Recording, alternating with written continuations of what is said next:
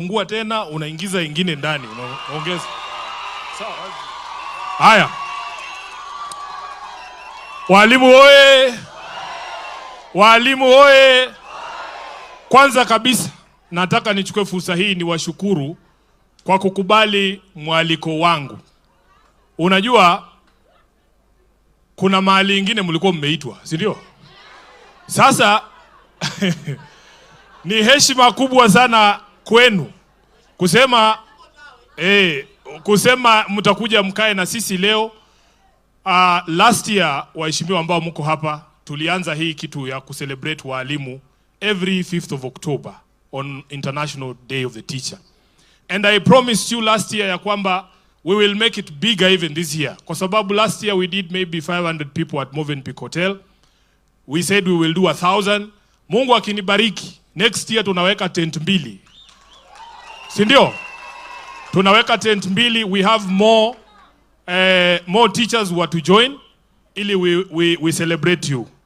The reason why we do this is not so that we can get an opportunity to say things. It is just to say thank you for the work that you do. And as your senator, I pledged for as long as I am here and I'm alive, every single 5th of October, we will do these celebrations with you out of honor. Now, my colleagues have spoken here, wamesema mambo mengi sana. Kwanza mimi ndugu yangu Caleb nilikuwa nataka ajue, sisi hata hatufai kuangalia watu wengine. Tujiangalie tu sisi wenyewe. Kukomboa hii nchi itatuchukua sisi. Kwa sababu kuna watu ambao tayari wamechangia demokrasia yetu kufika mahali imefika. Sisi tunawashukuru kwa safari ambaye wamefanya. Actually, unaona mtu kama mimi ni kijana ya baba throughout. I have been very lucky in my life to be mentored by giants in the political space.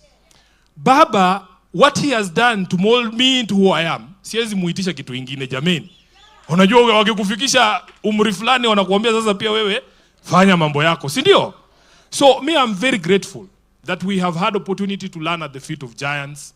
Kina Orengo hawa, kina Anyang' Nyong'o ambaye alinichukua nikiwa hamnijui, akasema huyu kijana anaweza kukuwa katibu mkuu wa chama. So me, I'm very grateful for that generation that has mentored us, and we love them still. We will find a way of making sure we work together.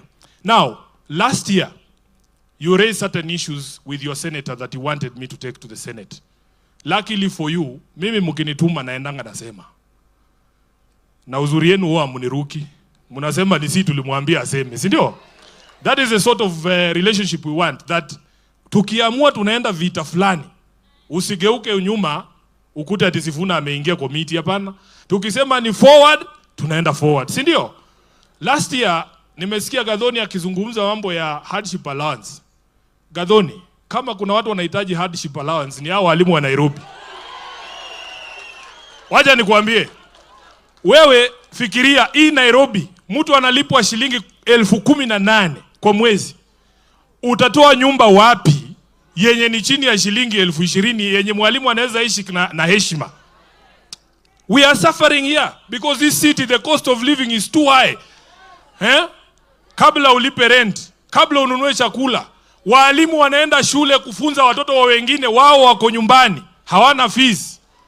In this city of Nairobi. Waliniambia kwanza hawa JSS unajua ni majenzi. Waliniambia hata hawezi ishi na bibi yako Nairobi. Bibi unamwacha ushago kwa sababu hiyo 18k, hiyo pesa ni kidogo sana, hawezi kusurvive nayo. Mumeniambia JSS wanataka autonomy yao because wanasema it doesn't make sense. It doesn't make sense. You are a graduate, unawekwa kwa center pale ati mdosi wako ni mwalimu wa P1. Unaona? So all those conversations mimi nazipeleka bunge, and I will play for you a clip here ya last week. Huyu waziri anaitwa Ogamba alikuwa kwenye Senate, na hiyo maswali tulimuuliza, ingawaji anahepa sana maswali. Anapeana story mrefu, na unajua speaker ako pale anamprotect. Saa nyingine unasikia kurukia mtu, mwambie boss hujajibu swali bana. Hujajibu swali. Wanakuambia Sifuna calm down or we will throw you out. So I have brought those issues before the Senate. You will hear his long winding answers here. That is not to mean we have given up on your representation. we will continue to represent you. I brought this gentleman, who's the chair of RUFA, who's my classmate in Musingu, so that he can explain to you the danger that is ahead. And you have the power and the leadership to be able to say, sisi tuko sawa mahali tuko. Hatutaki mtu ingize kwa hiyo confusion yenu ya SHA. I was very embarrassed as a son of a teacher kuona union leaders wenu wakiimba vile walikuwa wanaimba pale State House. Nikashangaa nikauliza, kweli ni nyinyi mlituma huyo katibu wenu aseme hiyo vitu? Ni nyinyi mlimwambia aimbe hivyo? Nyinyi wimbo wenu ni tofauti? Yenu ni gani? Yenu ni gani? Semeni asikie, yenu ni gani? Correct. So as leaders in this country, we must make sure that we represent you, and we represent you properly, and represent the issues that you want to be addressed and put them on the table. On the question of the pay slip, I feel very pained, by the way, when I see the deductions that come from my own salary. Unalipa SHA over 35,000. Mimi. Nalipa housing levy over 36,000. Kila mwezi ya Kasongo. Na unajua hao watu, they don't care whether those social houses or those so-called affordable houses work or not. Wao bora contractor ni wake, material ni yana supply, wakisha lipana wanaenda. Tulikuwa kwa huyu Oundo, Funyula. Can you imagine in the middle of the village there, mahali Oundo wakiulizwa atasema wacha tujenge classrooms mingi na hisi miti, ama tujenge hospitali. Wanajenga gorofa 12, na mimi kama Mluya najua hakuna nyumba Mluya anaweza ishi penye kuku yake hezi ingia. Hakuna kuku ya 12th floor.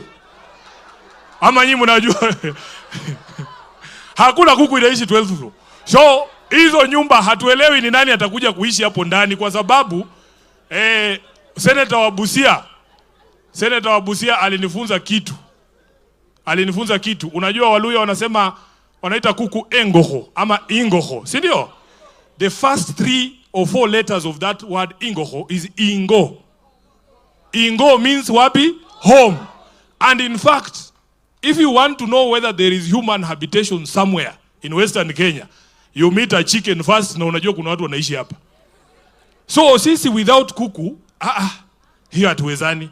But hao wajali, wao bora wajenge, walipe makontrakta wao, alafu wasonge mbele. Kwa hivyo mimi nataka niwaombe ya kwamba sisi kama vijana, viongozi vijana, tumeshikana, tumesema tunataka siasa za sera.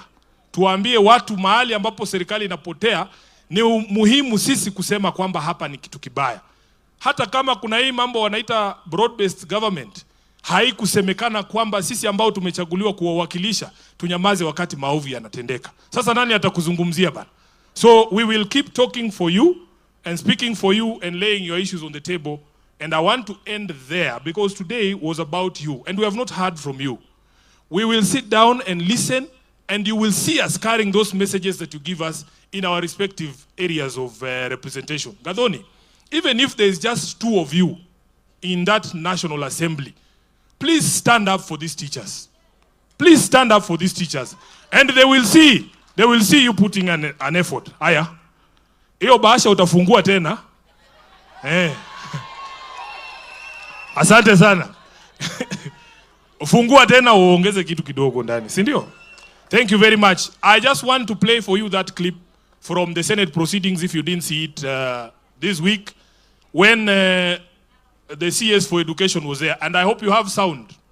Let's go.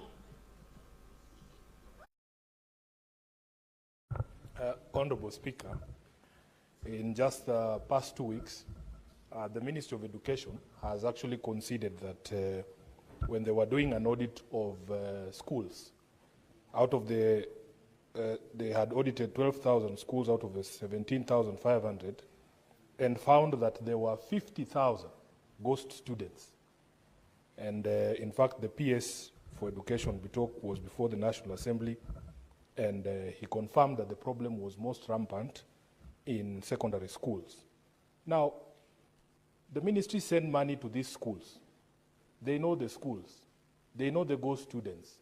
Can the minister tell us today the names of those schools and the names of the persons who withdrew that money? Because by my math, If you are sending 16,000 shillings as capitation, then the country has lost almost 1 billion shillings in that financial year alone from these ghost students. So who are these people who are withdrawing this money?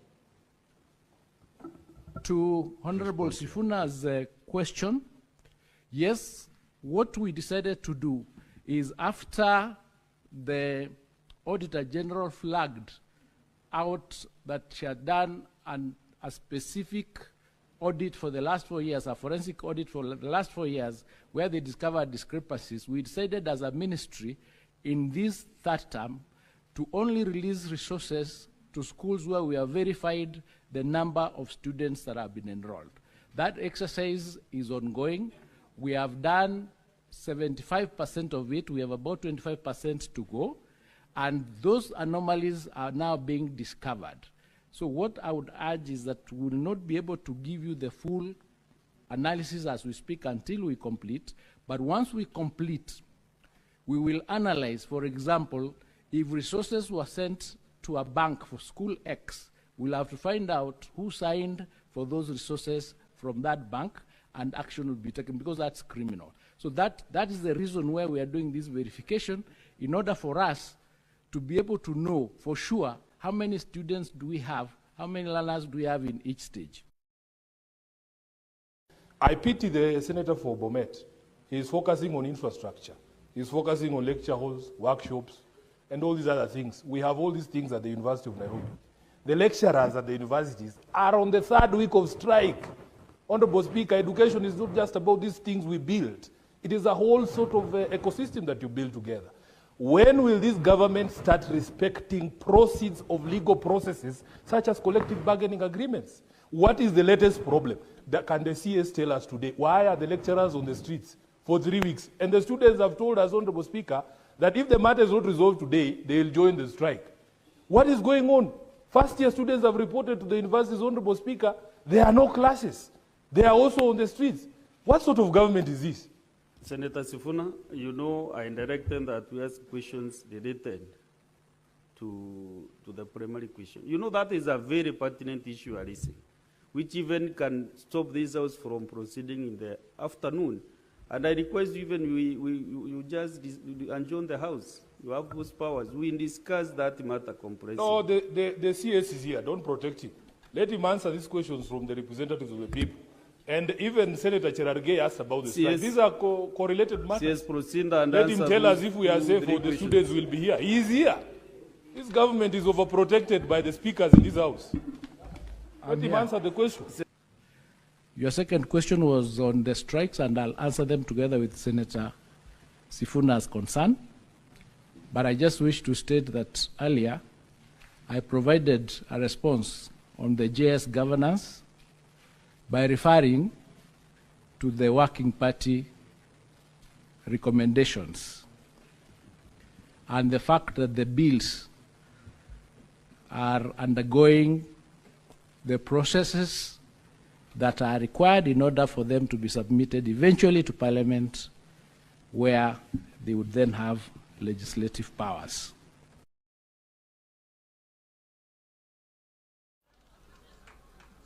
Is that it? There was an answer on JSS autonomy.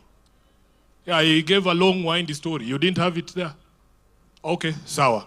So you can sense the frustration that we also face in the house there, because you expect that when the CS is there, he will provide concrete answers so that when I come to you, I can also give concrete answers. Now, from what he has said there, have you understood what he's saying? Sasa ukiona tumechemuka pale tunataka kushika mtu mashati, jameni, si hata ingekuwa wewe ungeshika mtu shati. Na ndio maana tunasema we want competent administration in this country, and this one clearly is not. So at this particular point in time, we have sat down for a very long time. Where's the lovely band?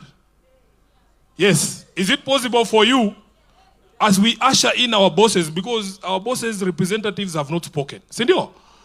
Wapatie pambio kali sana, alafu wakuje wafanye nini? Watuambie mambo yao sasa, si ndio? Muko na maneno? Mutasema ama mutaogopa? Bas. Haya. Asante sana. There is a young man here who is itching to say hi to you. I think he's a student leader at this facility.